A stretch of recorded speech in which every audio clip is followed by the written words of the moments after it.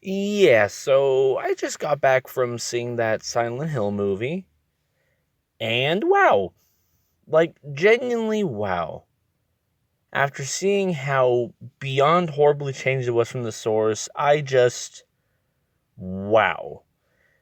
But I'm not going to be talking much on that today because seeing this made me think about another much more grander issue when it comes to making films. Just being accurate. Why the word itself, adaptation, seems to be such a fickle mistress for Hollywood to understand and comprehend. How adaptation seems to be Hollywood's mortal fucking enemy. So, today we are going to discuss this topic. I am going to be using two examples of two adaptations that are just fucking horrible, but then give a little goodness at the end of some adaptations that were done actually pretty well and give my 2 cents on the topic. So let's get into it. Why in the hell is it so goddamn hard to adapt a video game into a good movie in Hollywood? What is it they just can't wrap their head around?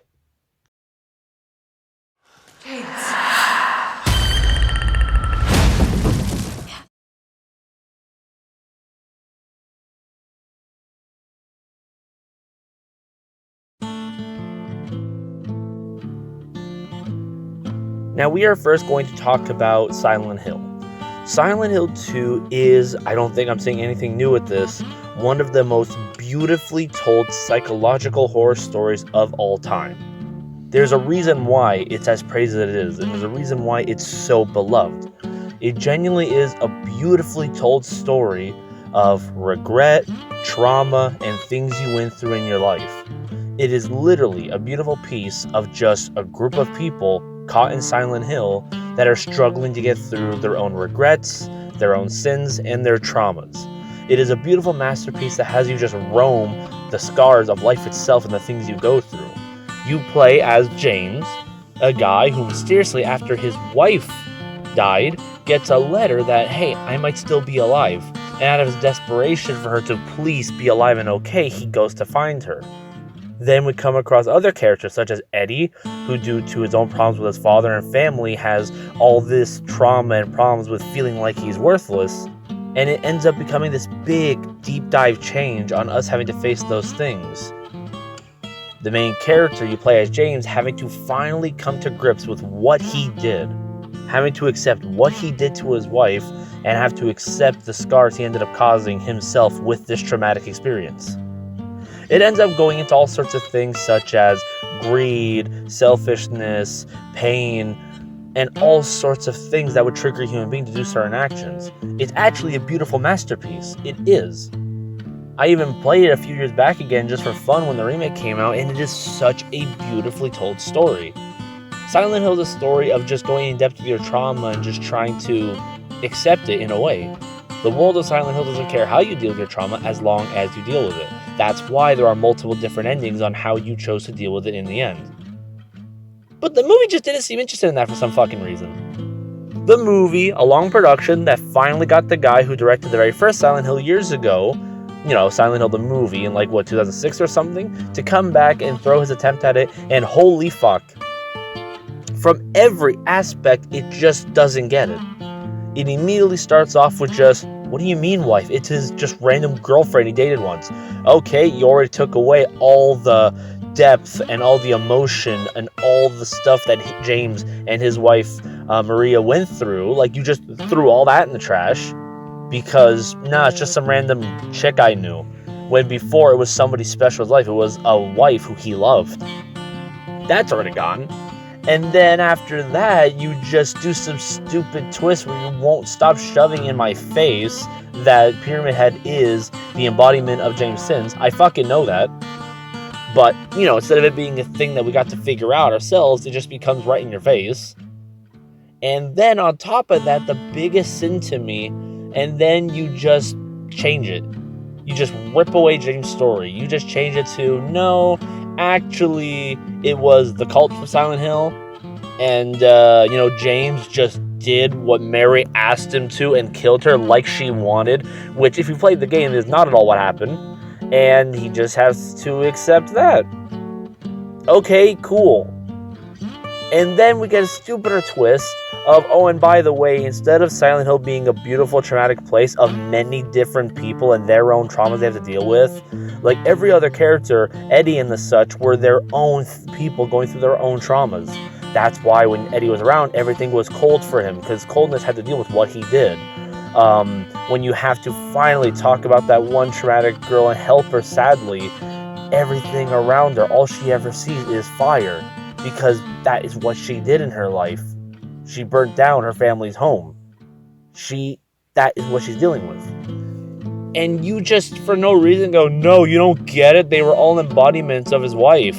Get it? She has the same name as her, Laura, everybody. And I'm like, what are you doing here?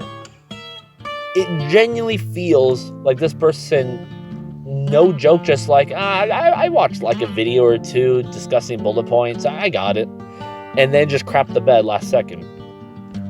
And the reason why this is so infuriating is because why? It already is written for you. It's such a beautiful story. The only things you would need to change is just the scenes when he's just roaming Silent Hill. Even those things don't need to be changed much, because you could just have those as set pieces and action scenes. So I don't get it. The other bad movie that really disappointed me in adaptation was Uncharted. If you guys don't know me, and you might know from several videos where I brought this up, Uncharted is my favorite PlayStation series of all time. I adore the original trilogy. I love it so much. I even did a whole deep dive long ago going into the story and tone and everything of Uncharted 4 and all the good elements it had that could have been better with some stuff taken out. I adore this series. So when I saw this, you know what? Get the gun at that point. It just makes no sense. Uncharted is such a beautifully told story. It is on the same level as Indiana Jones for how good it is.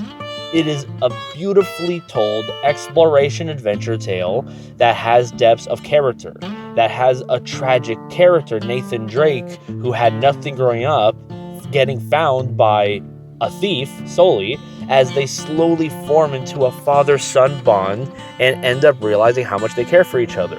It's genuinely perfect. If you guys just chose to do a mix match where it was Uncharted 1's opening and then the rest of the story is Uncharted 3, we would be in heaven. Or, I don't know, just do a trilogy and just do the first 3 games and that is fucking it as movies. But you didn't do that.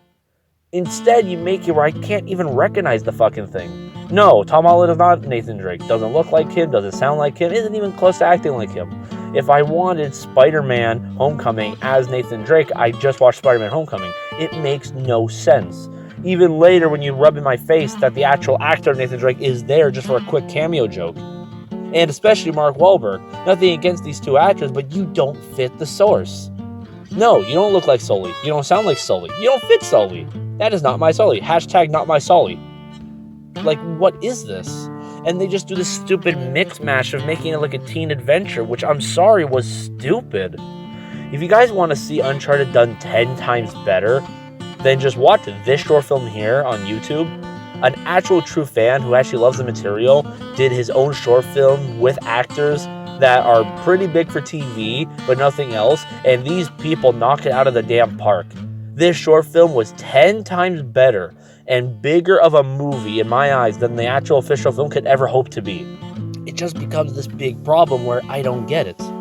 But let's take a step back and let's look into the good.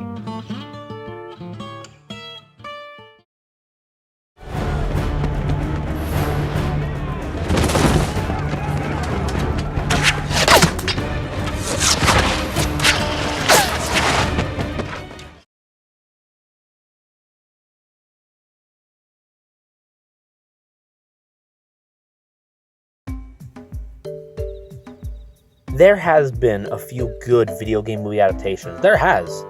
But sadly, they are only I can only count on one hand how many there has been. But I'm only going to talk about 2 of them, and that's really it. The first one I want to talk about is Dead Rising Watchtower. Dead Rising Watchtower, when I discovered it, blew me away. I am also a huge fan of Dead Rising, and I gave this movie a shot, and I was impressed. I love this movie so much, I even went out of my way to get it on DVD later. This is a short, more straight-to-DVD movie, but it's so damn good. This movie does something clever to get around having problems with being an adaptation. which is something most movies should do. It just becomes its own original idea, a story that takes place after the events of the game, doing our own thing. It solves the problems by instead, here's a brand new character we created, who takes place right after the events of Dead Rising 1, and is just going through his own Dead Rising apocalypse, going through his own mystery. It's supposed to be a prequel to Dead Rising 3, and it works brilliantly. One thing these movies should do that this one does, it should feel like the game. That opening scene of the main reporter like looking around and grabbing all weapons that attends he's in and just using everything around him to fight off zombies attacking him, yeah, you do that in Dead Rising. Even a scene later where he just crafts a weapon and uses it, you nailed it. Even close to the end of the movie, he finds these psycho bikers, and he actually has a psycho battle against them, like you would in the game. It masterfully covers Dead Rising, and is clever by just making its own story that could exist in the world of Dead Rising. It's genuinely perfect, and I recommend it for anybody. The other video game movie I thought was an amazing, great job, and was a solid movie, was Prince of Persia the movie. Prince of Persia, The Sands of Time, the movie. Another fact about me, I grew up with all these Prince of Persia games. I am also a big Prince of Persia fan. So when I found out about this movie, I immediately went nuts for it. I put it on, expecting the worst, and I was pleasantly intrigued. To be fair though, it changes a lot. The changes it does is, one, it's not about a prince anymore.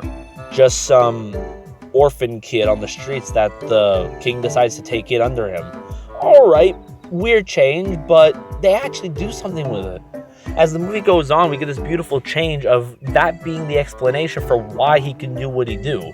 They end up making that just so he could show how skilled he is, the climbing, the stuff he had to do as a kid to survive, and that goes to his skill. And then they end up morphing into a beautifully told story about a kid who had nothing, finally having a father for a change and feeling loved. They end up taking advantage of this and using it for a beautifully told story of loss and holding on to what you have in this world and genuine kindness. The scene in the movie where the princess just goes off and about assuming he's a prince that got whatever he wanted, and he gives her the harsh reality of how hard it was for him growing up, and she stands there stunned in shock as he reveals those words that he just lost everything, is genuinely emotional and well done. The other thing they changed is, but was actually pretty clever. In the game, it's about, yeah, you got the dagger, your uncle took it, he activated the hourglass, and turned the whole world into mutated sand demons, and now we gotta run around, fight them, stop the uncle, and turn things back to normal. The movie does a fun twist with this. Instead, the movie is due to assassination gone wrong, and the uncle losing the dagger. The uncle instead tries to frame the prince, get the dagger back, and the movie instead becomes a clever thing of just don't let the uncle get the dagger. They end up changing things where, what if the movie was about just not letting that happen to begin with, and about fighting the uncle, his men, having all this war go on to stop him from even starting that apocalypse to begin with. And you know what? Clever! It works! The reason why this one works and stuff like Silent Hill and Uncharted don't is because despite the slight changes in story, it still kept the heart of the series done true. Jake Gyllenhaal looks like a Prince of Persia. He fits a character I would see there.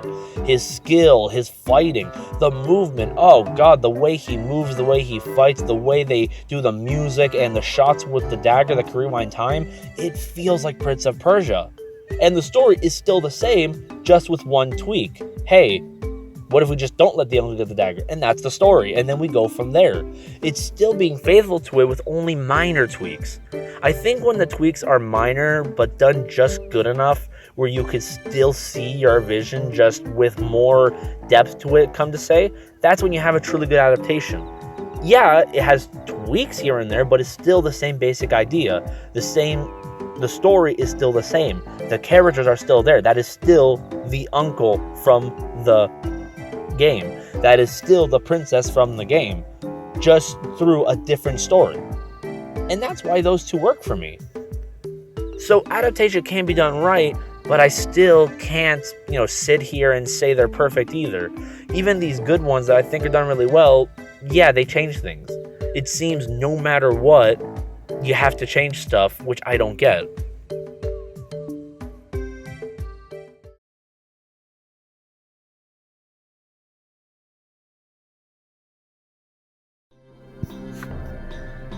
When it comes down to it, I think we all know why.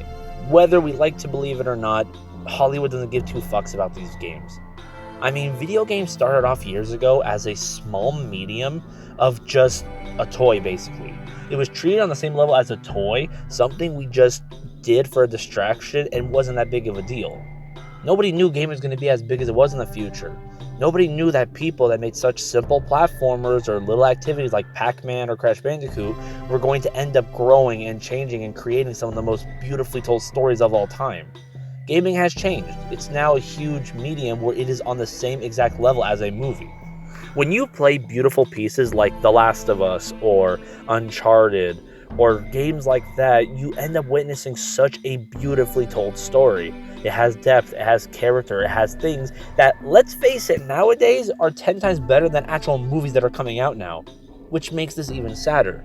The reason why this topic is such a big deal for people like me is because how am I going to show this to anybody else? We all have those people in your life, whether it be parents or relatives or friends who don't like video games, that will never get to enjoy these stories. I would love to show people like my mom and stuff the story of Uncharted and how damn good it is, and stuff like Last of Us, but I want those stories to be done properly. These are stories that are so damn beautifully told that literally you don't need to change a goddamn thing. It's right there in front of you. It's already written. The characters already exist. All you have to do is just grab somebody who looks like them, have the story the exact same, hell, use the video game as fucking storyboards at that point, and then just come up with fun action sequences. That's it. Hell, the gameplay that happens in the game between cutscenes, there you go. Boom, your action's done for you.